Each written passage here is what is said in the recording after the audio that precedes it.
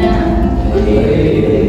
Oke, perkenalkan dulu ya, tadi kan teman aku udah, nama aku Talida Soliha, kalian bisa panggil aku Talida. Oke, sini aku mau kasih motivasi sedikit tentang bangkit dari keterpurukan.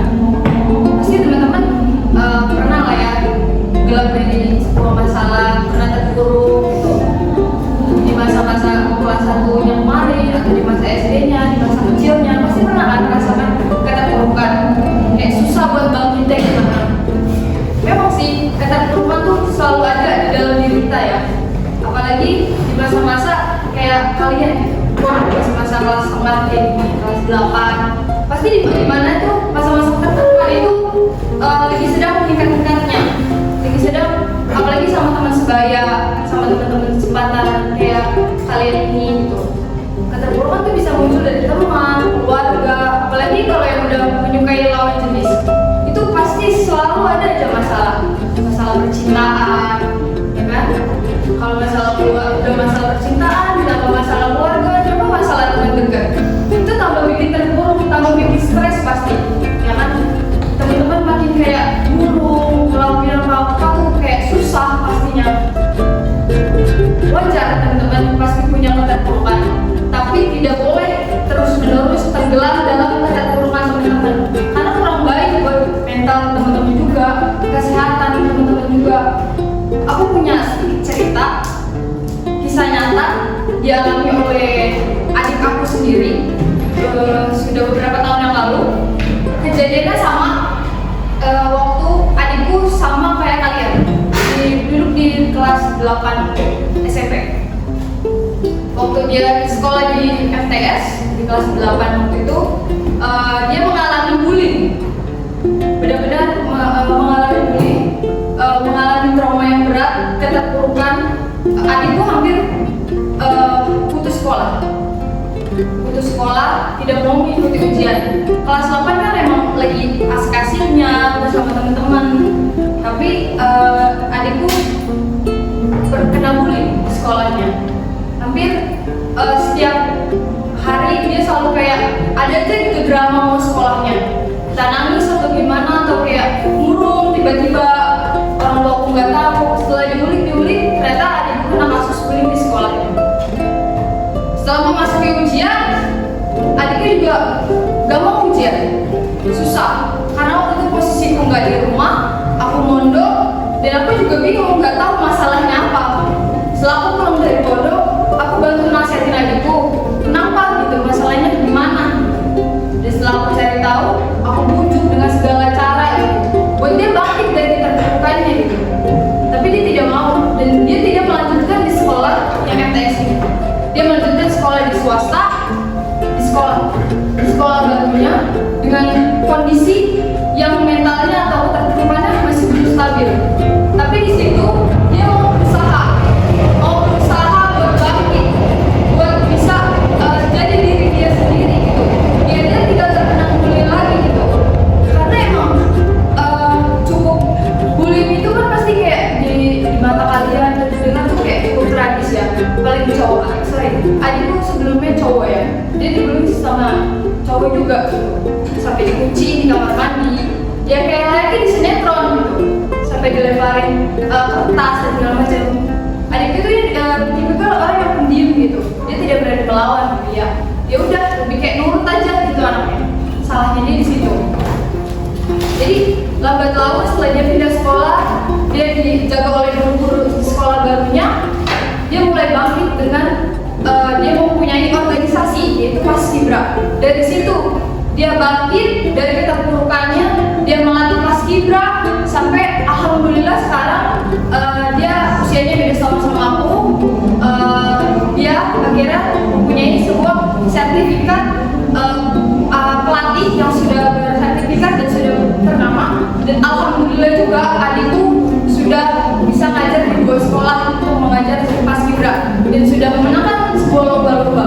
Karena dari Paskibra itu dia mau bangkit dari keterpurukannya, dia tidak mau diem saja gitu.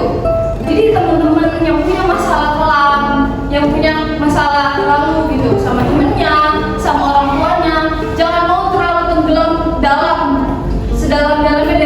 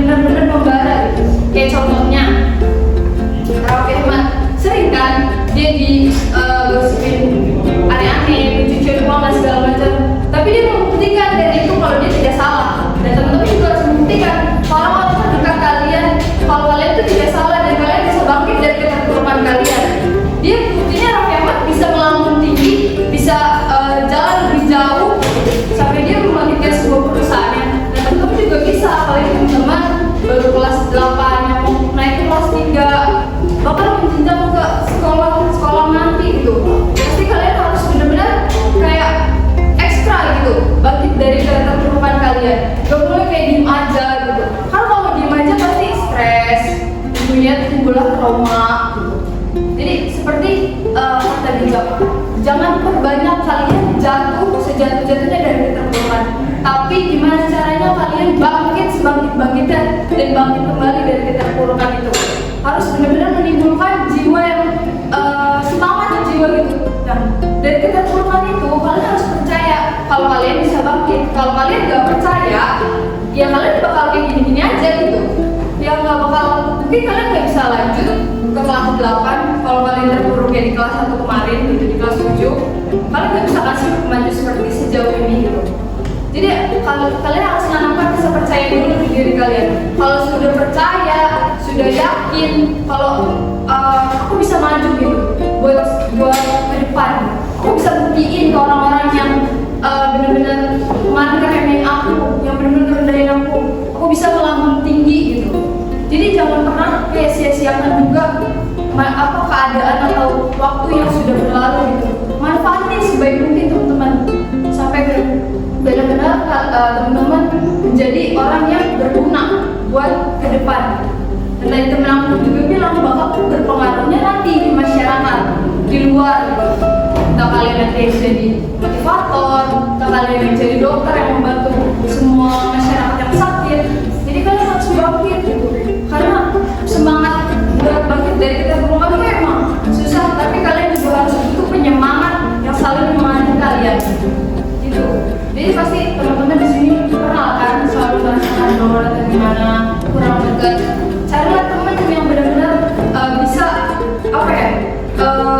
bantu teman-teman buat saling maju ke depan jauh lebih baik gimana. Jadi jangan diem aja teman-teman. Kalau teman punya masalah atau gimana, cerita ke teman terdekat atau cerita ke guru gitu. Apa yang bisa gue bantu biar kalian tidak terpuruk di masalah itu aja, biar bisa dibantu untuk ke depannya gimana gitu.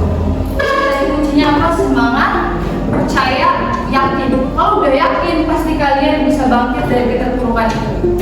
Ya, terus melambung tinggi, kejar mimpi teman-teman, jangan pernah dengerin apa kata orang. Karena orang pasti cuma pengen lihat kita suksesnya aja.